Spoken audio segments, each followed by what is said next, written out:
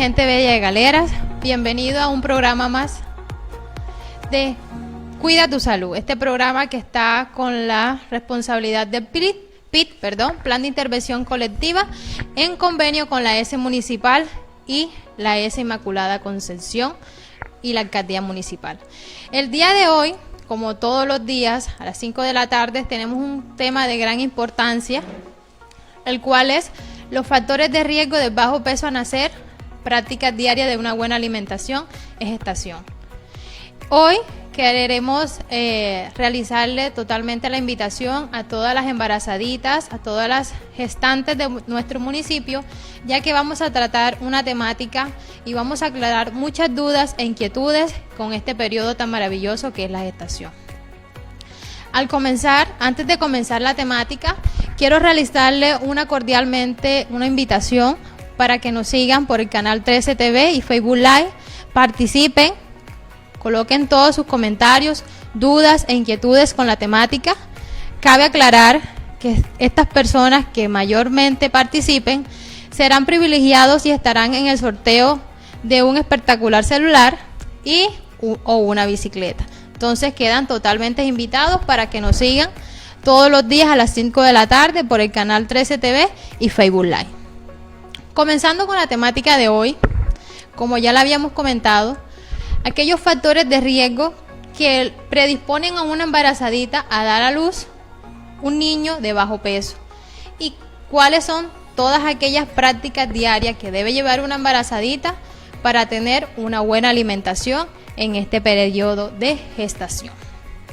Bueno, primordialmente, antes de hablar de esta temática, cabe aclarar que el bajo peso al nacer está definido como el recién nacido cuyo peso es inferior a los 2.500 gramos, independientemente de la edad gestacional, y se considera un problema de salud mundial, ya que determina la probabilidad de vida de un recién nacido, así como su apropiado crecimiento y desarrollo.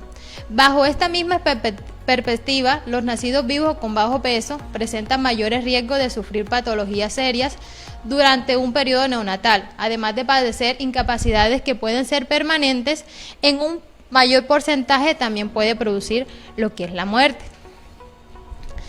Investigaciones en la atención médica neonatal revelan que aproximadamente 1 de cada 12 de los niños que nace con bajo peso, los cuales manifiestan que los problemas más frecuentes son retraso mental, problemas de aprendizaje, parálisis cerebral y pérdida de la vista y de la audición.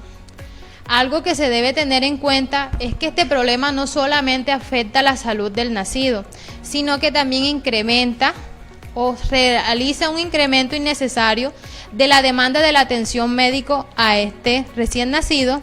También causa trastornos familiares y hay una sobrecarga de los presupuestos de los servicios de salud, ya sean los cuidados intensivos o neonatales especiales que se le brinda a este individuo. Dentro de las razones principales por las cuales un niño puede nacer con bajo peso, encontramos un sinnúmero, pero podemos dividirla en dos grandes razones principales. Principalmente, un recién nacido puede nacer por bajo peso cuando hay un nacimiento prematuro, es decir, cuando el bebé nace antes de cumplir las 37 semanas de gestación, que es lo normal que nosotros podemos decir que un bebé está a término, los cuales representan como el 70% de los niños con bajo peso. Entonces, dentro de las causas por lo que se puede producir un nacimiento prematuro, pues no se conoce con exactitud. Sin embargo, se sabe que las mujeres que tuvieron antecedentes con bebé prematuro o tuvieron un embarazo anterior igual o esperan mellizos, trillizos o más bebés, y en ciertas anomalías en el útero o en el cuello uterino, también aumenta la probabilidad de tener un parto prematuro. La otra causa principal se debe a un crecimiento limitado del feto, es decir, que los niños pequeños, esos niños pequeños con relación a su edad gestacional, a lo que nosotros comúnmente llamamos como restricción del crecimiento intrauterino. Existen varios factores asociados a esta restricción del crecimiento intrauterino, pueden dividirse tanto en factores preconcepcionales, concepcionales, ambientales y del comportamiento. Dentro de los factores de riesgo preconcepcionales encontramos el bajo nivel socioeconómico educacional de la mujer. También las edades extremas, es decir, aquellos menores de 18 años que padecen pues las embarazadas adolescentes, y los mayores de 30 años, ya las personas adultas mayores como tal. También sin gestaciones previas, es decir, el primer embarazo, no se sabe cómo evoluciona con este embarazo. También las personas que tienen talla baja y aquellas que tienen unas enfermedades de base crónicas de base como tal, es decir, aquellas madres, aquellas mujeres que sufren de hipertensión arterial, de diabetes, nefropatías, enfermedades renales crónicas, en fin. Dentro de los riesgos de factores de crecimiento concepcionales tenemos el embarazo múltiple, el aumento o pérdida de peso materno, corto intervalo intergenésico, es decir, el tiempo transcurrido entre un embarazo y el otro, que puede ser menor de un año, hipertensión arterial inducida por el embarazo, que nosotros comúnmente llamamos como preeclampsia, hemorragias frecuentes que producen anemia, infecciones y malformaciones congénitas. Dentro de los terceros factores de riesgo encontramos los ambientales y de comportamiento. Dentro de estos se hallan el hábito de fumar durante el embarazo, el consumo exagerado de alcohol, el consumo de café, el estrés, control prenatal inadecuado o ausente y el consumo de drogas. Como podemos ver, todos estos son factores de riesgo que no pueden conllevar a que una madre embarazada pueda tener un niño con bajo peso al nacer. También existen algunos factores, pero los mayormente relacionados al retardo de crecimiento uterino son, y los que más se ven a diario son embarazos múltiples, proteinuria, que es la presencia de proteína en la orina, lo cual significa que hay algunas alteraciones de enfermedad renal crónica, tabaquismo, hemorragia en el segundo trimestre, antecedentes como tales ya en embarazos anteriores de retardo de crecimiento intrauterino y preeclampsia. Además, existen algunos factores genéticos no específicos que pueden alterar el crecimiento fetal como tal. Por ejemplo, hay fetos que tienen trisonomía 13, 18 y 21 que poseen un peso notoriamente más bajo que fetos sin patología, al igual que la edad gestacional. También se estima que existen malformaciones placentarias asociadas al retardo de crecimiento uterino, tales como los hemangiomas, como lo podemos ver en la diapositiva. Son esas manchas en la piel del neonato, y algunas alteraciones estructurales de la placenta, que constituyen al menos el 1% de las causas, es decir, aquellas patologías del cordón umbilical, desprendimiento de la placenta o placenta previa. También algunos de los factores que conllevan a riesgo de bajo peso al nacer son las infecciones tanto por la madre o por el feto. Ocupan aproximadamente el 5 al 10% de todos los retardos del crecimiento. Hasta la fecha, solo se verifica que los virus y los protozoos son los únicos agentes etiopatológicos descritos que pueden causar infección. No hay evidencia que las infecciones bacterianas puedan causarlo. Los agentes más comunes, pues, está la toxoplasmosis, la rubiola, la citomegavirus, herpes simple, varicela y sífilis. Por ello es que al ingreso del control prenatal como tal, se le ordenan una serie de paraclínicos de ingreso a la gestante para saber el estado de salud y los resultados de todos estos de tipos de enfermedades que pueden ser diagnosticadas a tiempo al comienzo del embarazo y que son diagnosticadas con una prueba sanguínea como tal.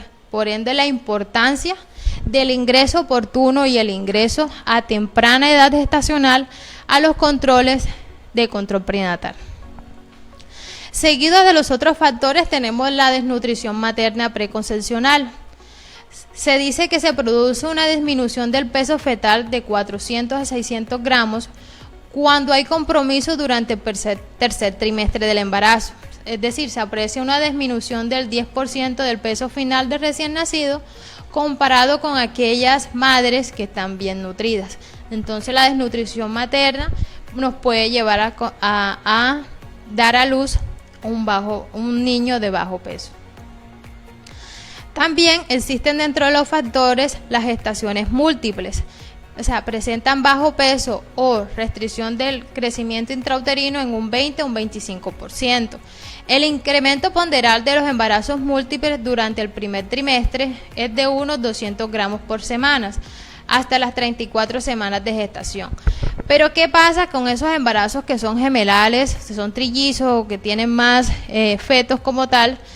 Que hay un incremento y es de aproximadamente de 100 a 200 gramos por semana, es decir, no aumentan de peso al igual que aquellos embarazos que son únicos como tal.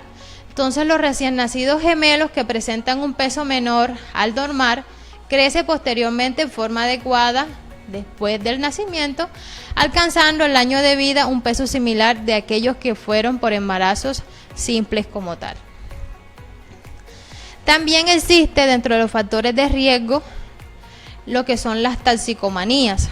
Cuando nos referimos a esto, nos estamos refiriendo como al uso o el consumo de cigarrillos, alcohol, tabaco, todas esas que nos van a producir alguna enfermedad, algún malestar en nuestro organismo. Entonces, la madre fumadora activa tiene recién nacidos que pueden pesar en promedio 300 gramos menos que una madre que no es fumadora activa. El tipo de crecimiento intrauterino es simétrico, es decir, el retraso en el crecimiento es a nivel general, tanto anatómicamente como fisiológicamente. Pero el defecto se puede prevenir si se suspende el consumo de cigarrillos durante la primera mitad del embarazo. El alcohol también se asocia a bajo peso al nacer. Su ingesta excesiva pues produce un síndrome llamado síndrome alcohólico fetal. Este síndrome como tal está llevado por un sinnúmero de enfermedades asociadas como el retardo del crecimiento uterino, microcefalia, hipertelorismo, pabellón umbilical de implantación baja, surco nasolabial plano, retraso mental. Entonces, como podemos ver en la imagen de la diapositiva, este es un ejemplo del niño cuando tiene un síndrome alcohólico fetal. También dentro de las toxicomanías tenemos la cafeína, ya que influye cuando su ingesta es mayor a 10 tazas al día, y otras sustancias de probable error etiológico en retardo de crecimiento uterino son los antineoplásicos, la cocaína, el propanol, los anticoagulantes, la fenitoína y la heroína como tal. Entonces, para hacer como un pequeño resumen de cuáles son esos factores de riesgo de bajo peso al nacer, tenemos que la desnutrición de la madre, el embarazo en la adolescencia y la edad adulta, problemas de salud crónico de la madre, es decir, la enfermedad de base, hipertensión, diabetes, enfermedad renal, en sí todas esas enfermedades, infecciones de la madre, infecciones del feto, problemas de la placenta, defectos congénitos, el uso de alcohol, cigarrillo y drogas ilícitas. Y a esto también le vamos a sumar el control tardío generado por el deficiencia de acceso de los servicios de salud, un factor marcado por las condiciones socioeconómicas y culturales y más en nuestra sociedad, que impiden una gran medida la captación temprana de las gestantes, porque sabemos, pues aquí en el municipio de Galera tenemos embarazadas de zona rural, que no se pueden desplazar con esa gran facilidad como las personas que viven en el casco urbano. Entonces ya eso es como un factor que predispone a que las embarazadas no ingresen oportunamente al control prenatal y por ende pueden sufrir algunas complicaciones dentro de las cuales puede obtener el bajo peso al nacer. También existen algunos factores psicosociales, como es el estado civil, es decir, la persona si es soltera, si es divorciada, si es casada o si está en unión libre con su pareja. También si el embarazo fue planeado, porque sabemos que muchas embarazaditas salen y este embarazo no fue planeado y no es como aceptado como tal por la mamita. También la permanencia del padre del bebé durante el embarazo, porque sabemos que hay mujeres que tienen, o sea, salen embarazadas y efectivamente no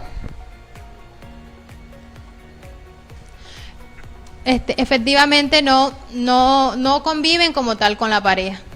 Y la aceptación del mismo por parte de la familia, porque sabemos que algunas embarazaditas han salido embarazadas y la familia no acepta como tal el embarazo en la casa. Entonces, todos estos factores de riesgo psicosociales pueden afectar directamente a la mamá, porque cuando tiene todos estos problemas subyacentes, la mamita puede caer en depresión, lo cual hace que la mamita no lleve un control adecuado del embarazo, o se aleje como tal del control, o no lo quiera llevar, no se hace sus cuidados, no se realiza sus tratamientos, sus micronutrientes, o no se realizan los paraclínicos necesarios para detectar posibles problemas en el embarazo. Entonces son factores de riesgo que sí pueden infundir en el bajo peso al nacer. También, como les dije, el periodo intergenésico de menor de 1 año, los antecedentes gestacionales, es decir, hay que indagar si la persona tiene abortos, mortinatos, muertes neonatales, si tuvo recién nacidos anteriores con bajo peso, prematuros y partos postcesárea como tal. Bueno, dentro de las intervenciones que nosotros podemos realizar a esta población o dirigida a la comunidad para detectar esos problemas de bajo peso al nacer, tenemos que nosotros podemos brindar educación en salud y la nutrición. Es decir, y eso lo estamos realizando en el programa de control prenatal como tal de acá de la institución. Se le hace un seguimiento, se le hace una educación a la embarazada sobre aquellos estilos de vida saludable que debe implementar. Dentro de ellos, y es primordial, que es la alimentación saludable, la realización de ejercicio, el controlar el estrés, entre muchos otros estilos de vida. También tenemos que mejorar el acceso y la eficiencia de los servicios de salud, el control de la gestante, haciendo énfasis en la adolescente y adulto mayor, que sabemos que es la población que tiene un mayor factor de riesgo para esta patología. También tenemos que disminuir los factores sociales como el consumo de alcohol, tabaco y sustancias psicoactivas por todas las repercusiones que ya le he comentado anteriormente, y las acciones de salud eficaces como asegurar un adecuado control prenatal, la suplementación especial con micronutrientes como el hierro, el ácido fólico y el calcio, y la vigilancia del estado nutricional durante la gestación, que eso se realiza en cada control prenatal dependiendo el aumento o la disminución de peso de la gestante con relación a la edad gestacional de la misma. También se debe garantizar y mejorar las posibilidades para lograr así un mayor peso al nacer o un peso adecuado a estas mamitas al dar a luz a estos niños como tal. A continuación, pues les voy a proyectar un videíto que nos hace como un resumen de todo esto de lo que hemos hablado hasta el momento. Entonces les comparto el siguiente video para que tengan una visión más clara de todo lo que les he comentado hasta el momento y para poder avanzar con la siguiente temática, que es una de las intervenciones principales para el bajo peso al nacer, que es una alimentación saludable en el proceso tan bonito que es la gestación. Entonces los dejo con el siguiente video. El bajo peso al nacer se define como menos de 2.5 kilos y además hay peso de acuerdo a la edad gestacional, es decir, si el bebé es prematuro o es un bebé de término. Claro. Entonces, de acuerdo a las semanas de gestación que tiene el bebé, también hay un peso normal para esa edad gestacional. Entonces, en este caso vamos a hablar de las complicaciones metabólicas y de crecimiento de los bebés que llegan a término, que se define como entre 37 y 40 semanas de gestación, que son los 9 meses, alrededor de los 9 meses, pero que nacen pesando menos de 2,5 kilos o con una longitud menor a 49 centímetros. Eso lo llamamos también como restricción del crecimiento intrauterino. ¿Pero a qué se debe que un bebé nazca con bajo peso en esas semanas? ¿Es por la mamá? ¿Es por la alimentación? Los factores pueden ser de la mamá o del bebé.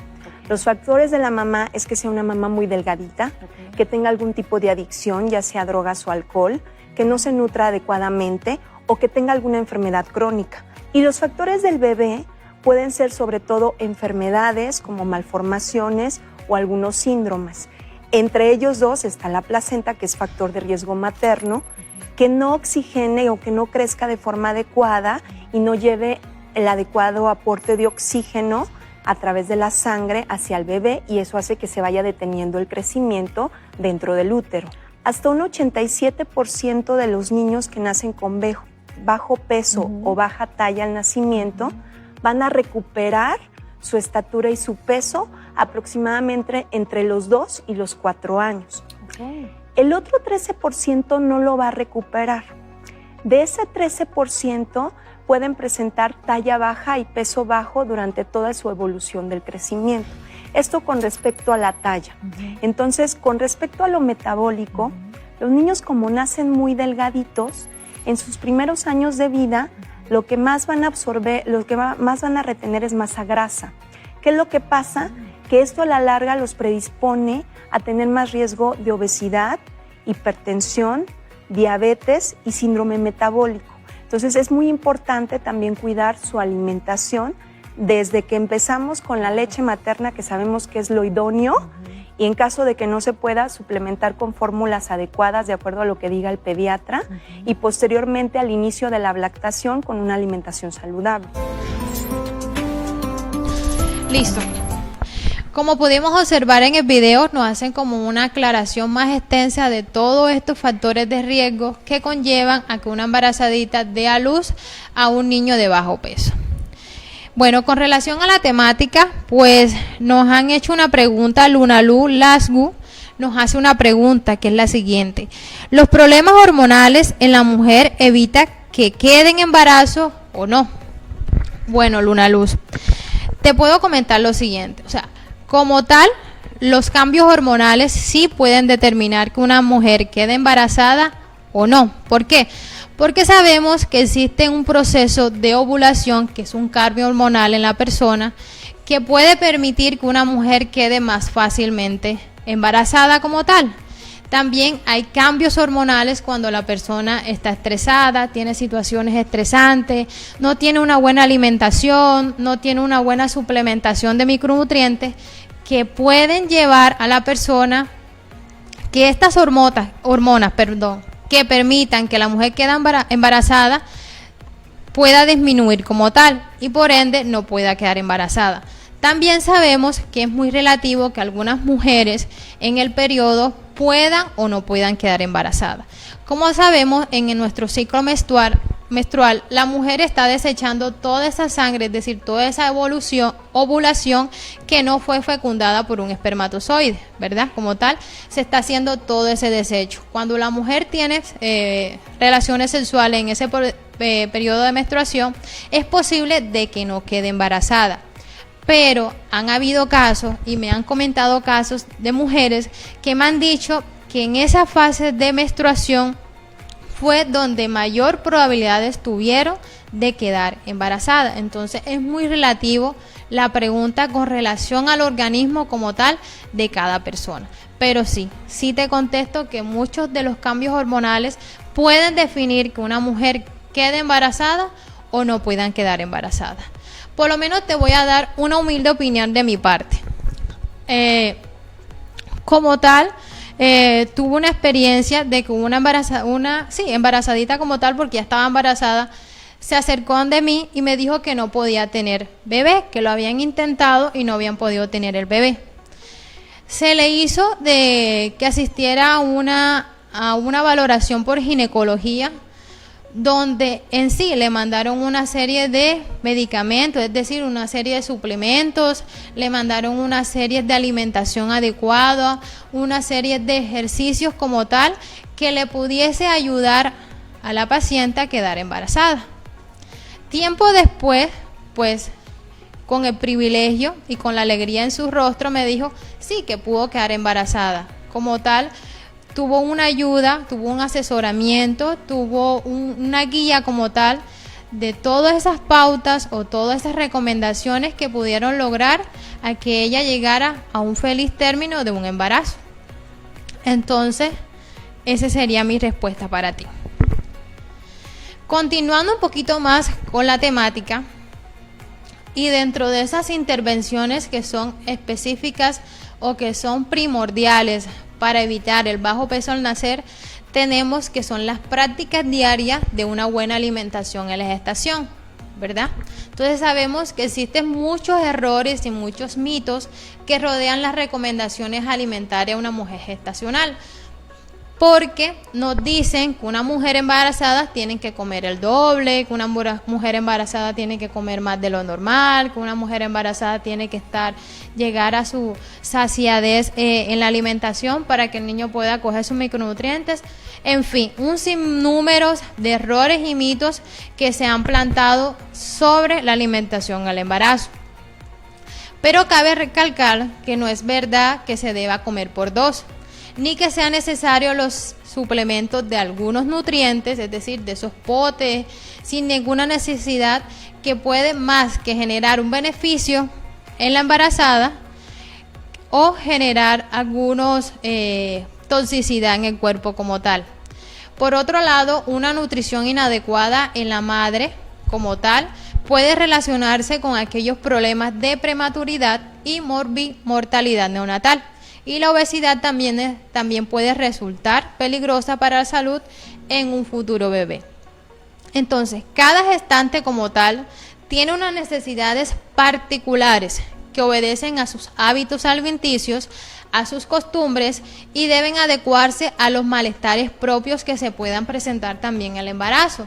Porque sabemos que una embarazada atraviesa un sinnúmero de cambios como tal y algunas preferencias, lo que nosotros comúnmente llamamos antojos.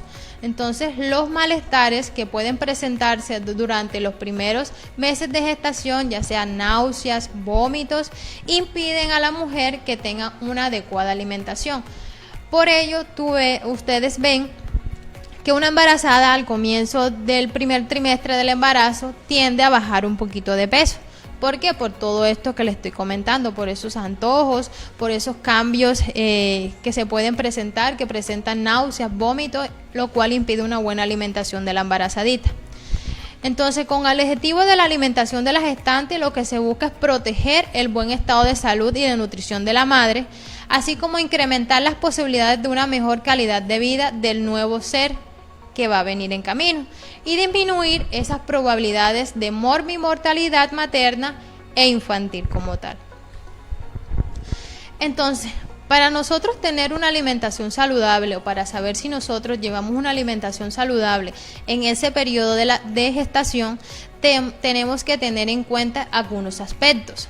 Dentro de eso es la edad de la gestante, es decir, un aspecto importante a tomar es que las adolescentes son gestantes de alto riesgo, ya que están desarrollándose y por no haber completado su madurez fisiológica, sus necesidades nutricionales son mayores a la de una mujer adulta como tal, más cuando se asocian con una ganancia de peso insuficiente, anemia o consumo deficiente de micronutrientes, es decir, asociados a una desnutrición como tal.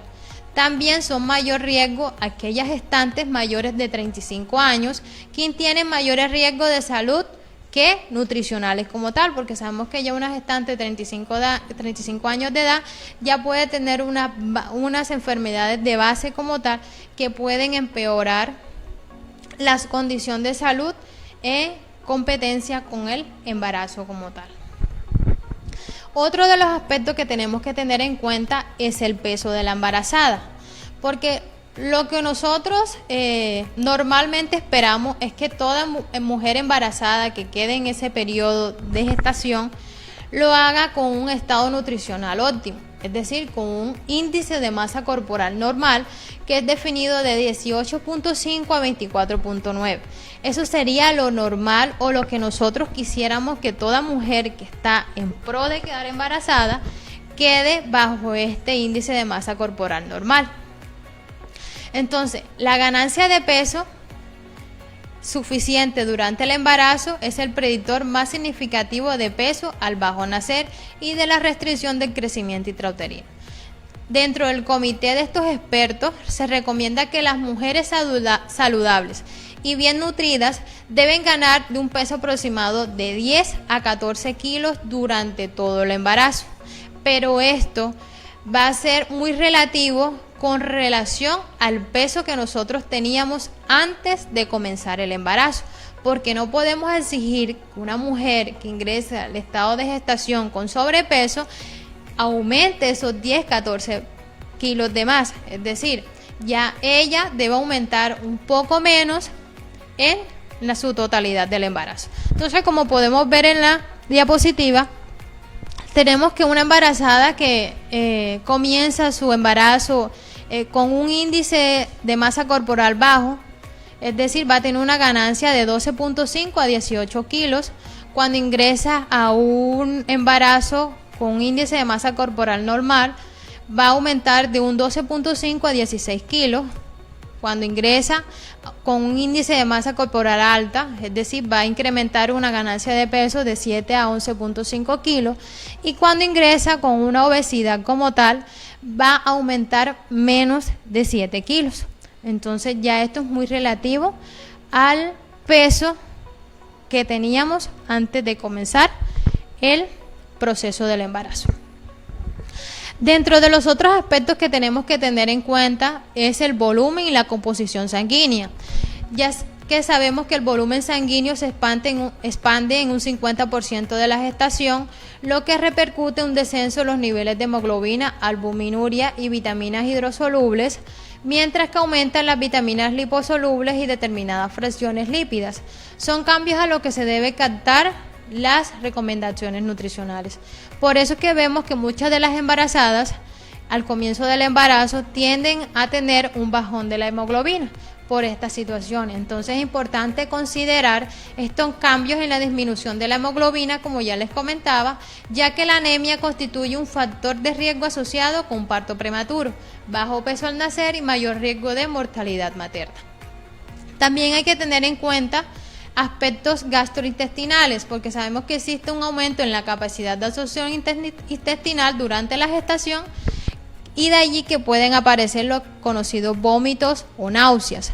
Otras veces aumenta el apetito, son frecuentes lo que nosotros conocemos como antojos y las variaciones en la inapetencia alimentaria. Entonces suelen aparecer sensaciones de ardor en el estómago, y es necesario adaptar las frecuencias y volúmenes de las comidas frente a estos casos. Entonces por eso es que se les recomienda a las embarazaditas que tengan sus 3 comidas principales, 1 o 2 colaciones o refrigerio entre estas comidas.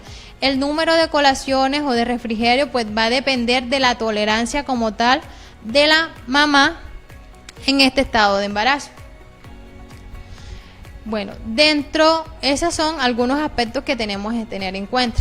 Pero ustedes me preguntarán, ¿cuáles son todas esas necesidades nutricionales que se le debe proporcionar a una embarazada? Bueno, como les puedo comentar que una embarazada no debe tener restricciones de ningún alimento, deben consumir todos los tipos de alimentos que existen como tal, dentro de los 3 grupos que nosotros conocemos. Sabemos que todos los alimentos deben proveernos de vitaminas, proteínas, carbohidratos, grasas, vitaminas, vitamina A, vitamina E, vitamina C, en sí, lípidos, todos esos micro y macronutrientes que son esenciales en el desarrollo de nuestro organismo. Principalmente la energía, sabemos que la alimentación de la gestante debe proveer la energía para asegurar el parto o pretérmino de un recién nacido saludable, a tamaño adecuado y una composición corporal adecuada. Las necesidades de energía va a depender de los depósitos de grasa que la paciente tenga, y de aquí se requiere una evaluación dietética y una consejería correspondiente a toda embarazada. Por eso debemos hacer la salvedad que eso va a depender de el peso y la talla antes de comenzar el embarazo. También debe contener proteínas. Las necesidades de proteínas aumentan el crecimiento de lo que es el tejido materno y fetales, que se aceleran a partir del segundo mes de gestación como tal. Deben contener grasas. Sabemos que el consumo de grasas es importante no solo como fuente energética y de ácidos grasos esenciales, sino que también puede facilitar el transporte de todas estas vitaminas liposolubles. Se estima que las grasas aportan entre un 20 y 25% de la energía dietaria de las gestantes, los cuales pues se encuentran principalmente en el aceite de semilla, yema de huevo, carne, pescados y mariscos como tal. Los carbohidratos, se estima que los carbohidratos aportan un 50-70% de la energía dietaria. Los alimentos fuentes como pan, fideos, galletas, arroz y otros cereales.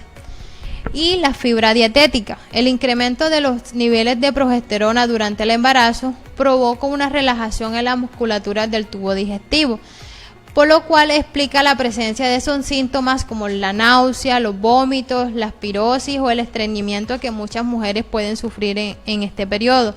Entonces, el consumo de esta fuente de fibra, recomendado con un aumento de el consumo de agua, nos va a provocar una disminución de esta sintomatología que yo le he hablado anteriormente.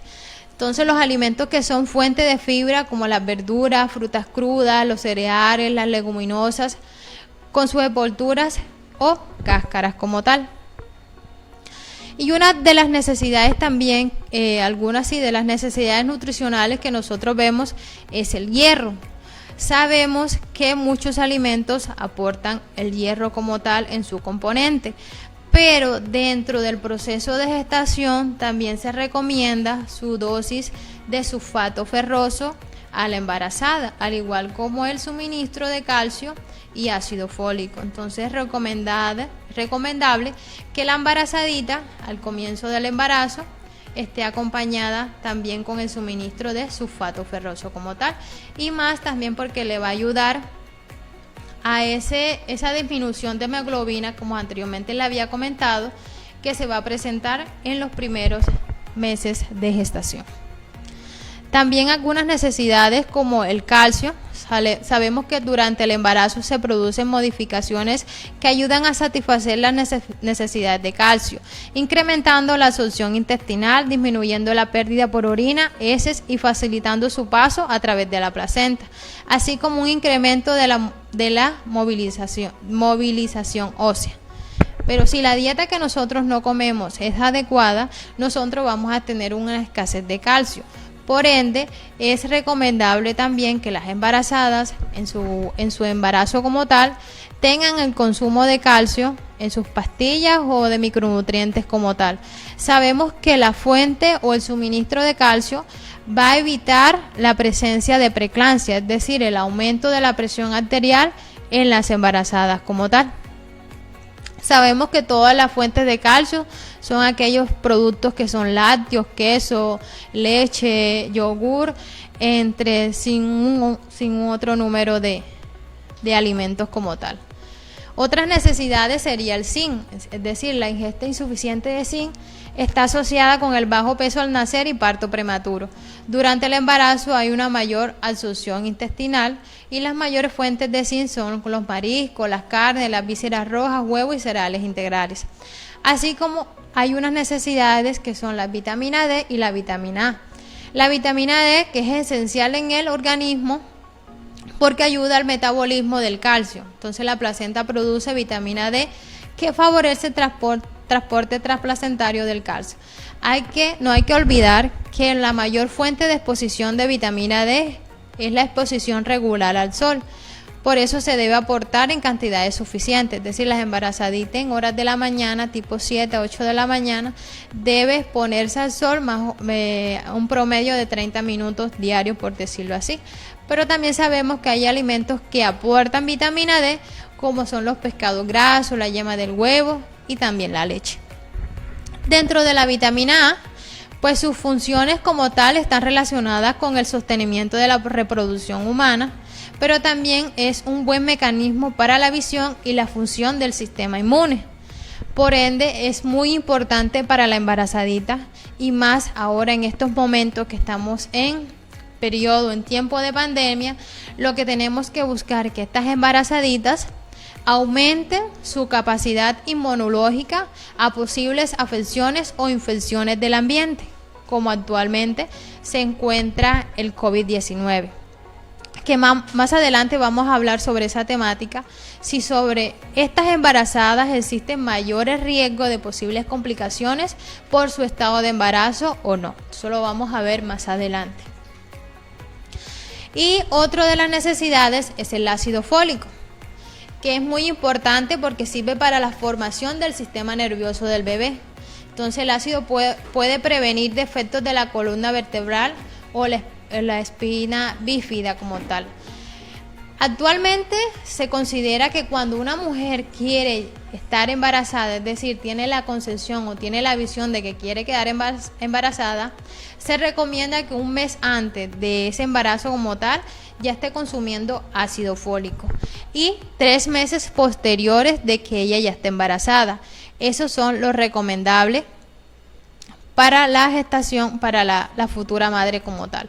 Sabemos que son fuentes ricas en ácido fólico las carnes, las vísceras, los pescados, las yemas de huevo, las leguminosas, las hojas verdes, brócoli, malí, en fin, un sinnúmero de alimentos como tal. Eso es con relación a todas esas necesidades nutricionales que tiene la gestante. Como podemos ver, la gestante tiene que consumir todas esas necesidades nutricionales que ella requiere, todos esos macroelementos que ella necesita, todos esos tipos de alimentos que se le debe proporcionar a una persona en su vida cotidiana, una persona común como tal. Debe consumir de todo este tipo de alimentos porque todos los alimentos van a proporcionarle beneficios y lo cual se va a proyectar en el desarrollo de su futuro bebé como tal. Bueno, resumiendo un poquito ya todo la temática que les di sobre una alimentación saludable, existen unas pautas dietéticas específicas que se las quiero compartir en la tarde de hoy para que ustedes tengan en cuenta. Entonces, las siguientes pautas dietéticas se desprenden de los lineamientos como tal de nutrición materno-infantil del Ministerio de Salud y Protección Social de nuestro país como tal. Entonces, primero que todo, hay que asegurar el consumo adecuado de energía que asegure un adecuado incremento de peso según el peso previo al embarazo, como ya lo había comentado.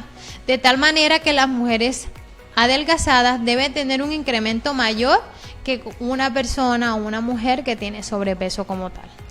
Hay que asegurar el consumo diario de alimentos de origen animal, fuentes de hierro, ácido fólico, calcio, vitamina A y zinc, que es una de las precauciones que se deben tener en el alimentarse bien antes del embarazo. Tener suficiente reserva para que el embrión tenga disponibilidad de suficientes nutrientes, tal es el caso de las reservas de ácido fólico. Por eso es que yo le comentaba que antes de quedar embarazada, un mes antes debe consumir ácido fólico y posteriormente de 3 meses debe consumirlo en el estado del embarazo la mamita como tal. Otra de las pautas dietéticas es promover el consumo diario de frutas y verduras, es decir, las frutas y las verduras tienen fibra que ayudan a corregir el estreñimiento de las gestantes. Es preferible comer las frutas con cáscara con todo su contenido de fibra, claro está, con su previo adecuado lavado de tales frutas como tal, porque la mayor concentración de sus vitaminas está justo debajo de la piel. Por eso es que nosotros tenemos abuelas que nos dicen que la fruta cuando se come con cáscara tiene mayores micronutrientes, mayores beneficios a que nosotros las pelemos como tal. Otras de las pautas dietéticas tenemos que las gestantes deben tener sus 3 comidas principales al día, más 1 o 2 colaciones como tal o refrigerios que nosotros comúnmente llamamos. Entonces puede tener la siguiente distribución calórica: el desayuno un 20%, el almuerzo un 45%, la cena un 20% y merienda o colaciones que nosotros conocemos un 15%. Las meriendas suelen ser una oportunidad pues para agregar alimentos fuentes de nutrientes que enriquecen un mayor incremento durante este periodo. Por lo menos podemos ingresar las fuentes de calcio. Dentro de estas meriendas o colaciones podemos incluir leche, yogur, queso o algunas fuentes de hierro como morcilla, sangrecita o hígado como tal. Siguiendo con esas pautas dietéticas, tenemos que hay que evitar el consumo de café, gaseosas, golosinas durante la gestación. Sabemos que la cafeína es un alcalino que cruza fácilmente la barrera placentaria y puede interferir en el crecimiento y desarrollo adecuado de las células fetales y compromete la oxigenación del feto como tal. Entonces, cuando el consumo se excede a más de 300 miligramos por día, es decir, a 3 tazas por día, por lo cual se recomienda limitar su consumo a 1 taza por día. Pero estamos hablando de una tacita proporcional que nosotros consumimos de café, porque hay personas pues que ya lo hacen en un pocillo más grande, pero preferiblemente a su porción o a su ración normal de café 1 vez por día. Las gaseosas, las golosinas y los dulces pueden conllevar a un exagerado incremento de peso y nos pueden subir las probabilidades de sufrir lo que es la diabetes gestacional. Además, no es considerable una alimentación saludable en el embarazo. También se recomienda el uso de sal yodada en las comidas, es decir, los órdenes por deficiencia de yodo son graves e irreversibles cuando ocurren durante la gestación. El recién nacido padece de cretinismo. Esta patología pues continúan latente y pueden aflorar si es que se descuida la yodación de sal, preferiblemente en nuestras comidas como tal.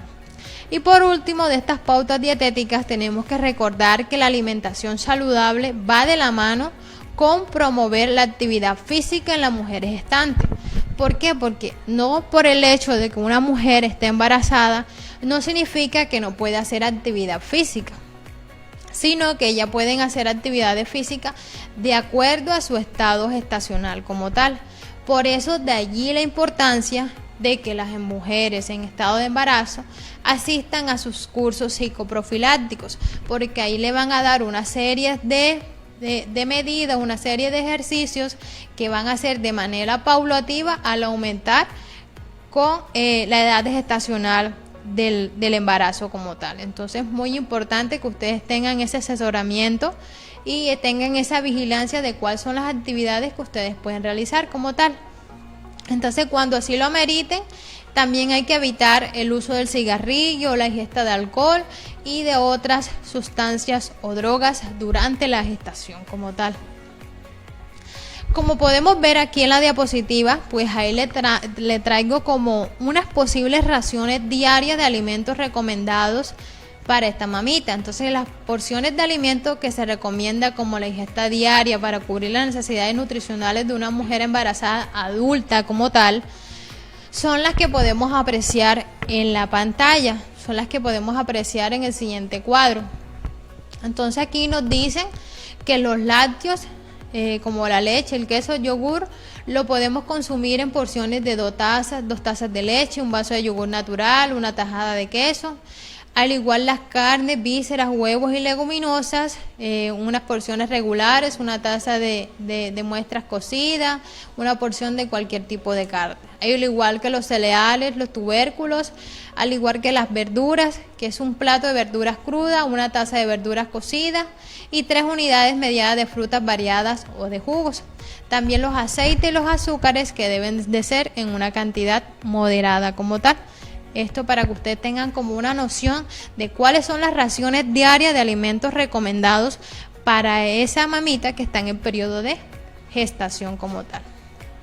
Bueno, existen unas preguntas, creo que por aquí por interno nos han realizado unas preguntitas antes de seguir con un pequeño videíto para que ustedes los observen. Aquí la señorita Nelcy Ivette Anaya nos pregunta: buenas tardes, ¿cuánto peso debe ganar una mujer en el embarazo? Y bueno, hasta el momento tenemos esa preguntita, vamos a contestarle a nuestra televidente Nelcy Anaya para comentarle que, bueno, se considera normal, como ya anteriormente les había comentado, que una mamita con el peso ideal, es decir, comienza su peso con un peso normal como tal, debe ganar un promedio de 10 a 14 kilos al final del embarazo. Entonces, por razones prácticas, el embarazo se divide en 3 periodos. Sabemos que hay un periodo, primer, segundo y tercer periodo del embarazo. No obstante, probablemente es mejor evitar un aumento excesivo de peso, es decir, pasarnos de ese peso límite que nosotros debemos aumentar en la totalidad del embarazo. Para que muchas mujeres van a querer volver a la talla y el peso que actualmente tenían antes de quedar embarazadas, porque si tenemos un peso excesivo, pues más nos va a costar a quedar en esa talla y ese peso que anteriormente teníamos antes del embarazo. Bueno, principalmente se dice que en el primer periodo, que va desde la semana 0 a semana 12, es normal que uno gane de 1 a 2 kilos. En el segundo periodo, que va desde la semana 12 hasta la semana 28, es normal que uno gane 300 a 400 gramos por semana como tal.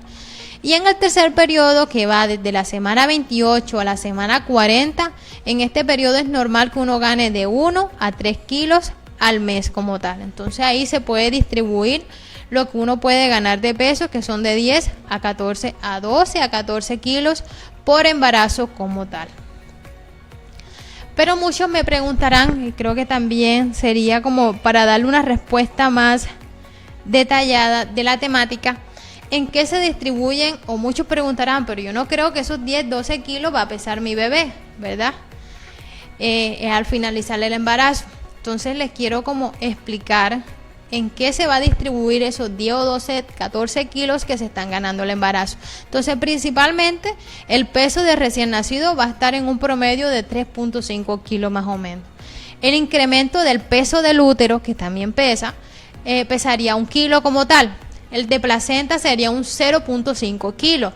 El de líquido amniótico sería 1 kilo. El incremento del peso de los pechos, porque sabemos que los cambios hormonales y la producción de leche también va a ser un aumento del peso total de nuestro cuerpo, equivalen a un 0.5 kilo de incremento. También el incremento de la sangre materna, que incrementa en 1.5 kilos, el incremento del contenido graso materna como tal, o sea, nuestra grasa magra como tal del aumento, puede ser aproximadamente 2-3 kilos, y el incremento del contenido del agua en la madre, es decir, toda esa agua que nosotros contenemos, el líquido y todo eso, puede ser 2 kilos, lo cual nos va a redondear más o menos entre los 12 y los 14 kilos que nosotros vamos a aumentar en el embarazo como tal. Eso sería lo normal que nosotros vamos a aumentar, como les dije, en aquella persona que comenzó el embarazo con un índice de masa corporal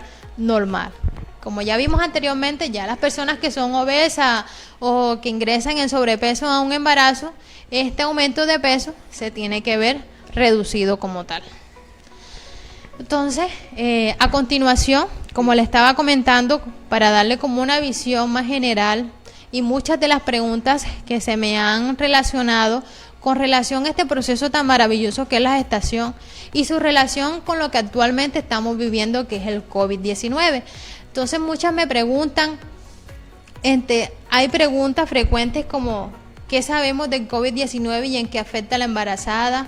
Si las embarazadas tienen mayores factores de riesgo por su condición de embarazada de contraer la infección por COVID, si son mayores las complicaciones que ellas tienen con relación a la infección como tal.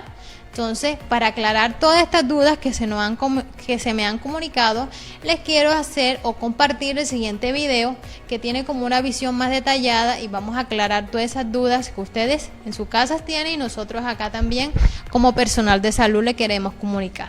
Entonces los dejo con los siguientes videos que les van a dar estas recomendaciones y aclarar todas sus dudas.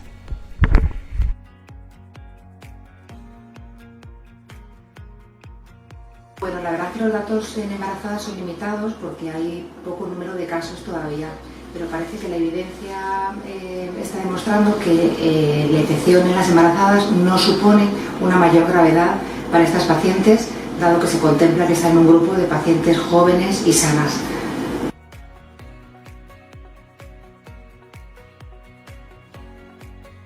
Por los datos disponibles, no parece que haya una transmisión vertical. Es decir, que no haya una transmisión de la madre ni al feto ni al recién nacido durante el embarazo, ni el parto ni el posparto.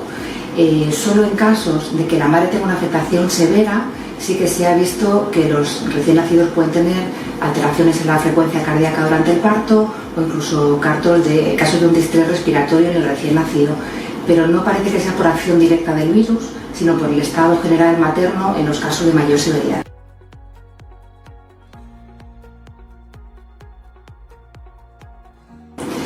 Bueno, existen datos de seguridad en cuanto al parto vaginal. Hay pacientes infectadas por COVID-19 que han tenido partos eutóxicos sin mayor complicaciones ni para la madre ni para el feto, pero es cierto que hay una mayor tasa de cesáreas por frecuentes alteraciones en el monitor, en el registro cardiotocográfico del feto, casi siempre en los casos de mayor sintomatología materna o de mayor afectación respiratoria. Muchos casos de pacientes prácticamente asintomáticas o con pocos síntomas han podido tener un parto vaginal. En estos casos tratamos de individualizar cada caso y valorar pros y contras respecto al parto vaginal y la cesárea, que obviamente todas las pacientes serán informadas por el equipo médico para lo que sea más beneficioso para ellas.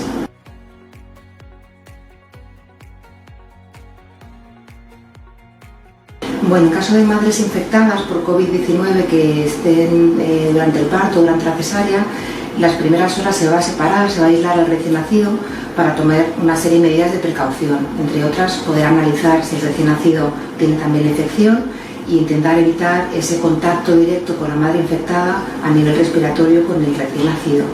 Por otro lado, hay ciertas controversias también con el tema de la lactancia materna, porque se ha demostrado que no está el virus en la leche materna, por lo tanto, unido a que la lactancia materna es beneficiosa para crear inmunidad en el recién nacido y para aportarle anticuerpos, sería beneficioso que se siguiera con la lactancia materna.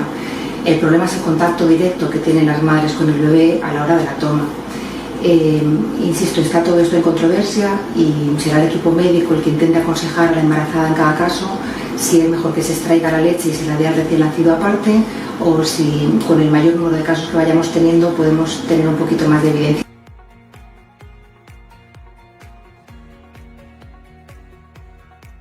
Bueno, en realidad no difiere mucho de lo que estamos recomendando para la población general.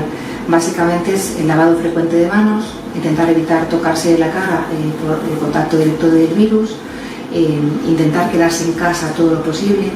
Obviamente las citas del embarazo, hemos seleccionado unas cuantas citas de mayor prioridad para poder atender a estas embarazadas, pero sí que el equipo médico se pondrá en contacto con las pacientes para intentar evitarles algunas consultas que no sean estrictamente necesarias venir al hospital. Por otro lado, una embarazada también a veces se pregunta cuándo tiene que venir a urgencias, porque los síntomas de embarazo son muy diversos. El sangrado vaginal es un motivo para venir a urgencias y un dolor abdominal importante también por temas obstétricos, o pérdida de líquido o ausencia de movimientos fetales. Y por otro lado, los síntomas relacionados con la infección del COVID-19 pueden ser fiebre y síntomas respiratorios. Si son leves o son un poco de décimas, es mejor esperar en casa porque probablemente no le hagan la prueba de momento, aunque todo esto está cambiando, y a no ser que sean síntomas de gravedad no se va a tomar ninguna otra medida diferente de la población general. El mensaje que queremos dar a las embarazadas es que intenten evitar el hospital todo lo posible, salvo las citas estrictamente necesarias que nosotros les pautemos. Bueno, como pudimos observar en el video, pues la doctora nos hizo como una serie de recomendaciones para todas estas embarazadas que están en este proceso tan maravilloso que es el embarazo. Es decir, son todas las recomendaciones que se le dan al personal normal como tal, en nuestra ciudadanía como tal. Entonces es muy importante que las embarazadas sigan todas estas recomendaciones para evitar la infección o la propagación por el virus COVID-19. También les quiero resaltar la importancia del control prenatal en nuestras instalaciones de la ESA Inmaculada Concepción de Galeras. Actualmente se está llevando la atención de las embarazadas de lunes a viernes de 7 a 12 del mediodía. En sí se están realizando las consultas, las valoraciones por medicina van a ser por teleconsulta, es decir, por telellamadas, y a aquellas embarazadas que están ingresando por primera vez se le está haciendo su teleconsulta presencial. Es importante recordar todas esas medidas de protección cuando nosotros lleguemos a la institución, si tenemos que realizar algunos requisitos o tenemos que hacer algún papeleo o alguna diligencia, nuestras medidas de protección como embarazadas, si es lo posible nuestros guantes o nuestro tapaboca como tal, o cuando lleguemos a las consultas por las valoraciones de medicina. También para recordarles nuestra línea COVID-19, las 312-824-3436, nuestra línea de Secretaría de Salud Municipal, la 323-299-8139, y nuestra línea de urgencia, que es la 310-367-3075 como tal. Alguna información también que le quiero presentar y que lo hemos venido realizando en el transcurso de todos estos programas en horas de la tarde, es que si usted es una persona con discapacidad o tiene algún familiar, vecino, conoce de alguien, lo invitamos a que nos comunique a la línea telefónica 310-650-7603, 310-650-7603. Ahí le va a contestar la auxiliar de enfermería Candelaria Galván, lo anterior con el fin de actualizar la base de datos de esta población como tal. Y recuerda, por último, antes de despedir el programa como tal, recuerda que te tienes que quedar en casa. Recuerda, quédate en casa lo máximo posible. Si no tienes que salir por ningún motivo, lo hagas. Si no hay ninguna necesidad, mantén el distanciamiento social, lávate las manos con frecuencia, tose cubriéndote con el codo, con un pañuelo que posteriormente vas a desechar, y llama si tienes algunos síntomas o signos de alarma como tal, ya sea por la enfermedad del COVID-19 o si tienes alguna enfermedad de base que puede repercutir en posibles complicaciones más adelante como tal. Entonces, les quiero comunicar también que para el día de mañana, 1 de julio, se estará realizando una jornada de toma de muestra de VIH en las instalaciones de la ES Inmaculada Concepción de Galeras, en el horario de 8 a 12 del mediodía. Entonces, para que queden totalmente invitados, es una prueba totalmente gratuita, de total confidencialidad, y es muy importante que todos que no tengan el conocimiento, que no tengan los antecedentes de hace 6 meses, que no se han realizado la prueba, es muy importante que se lo realicen mañana, 1 de julio, en nuestras instalaciones.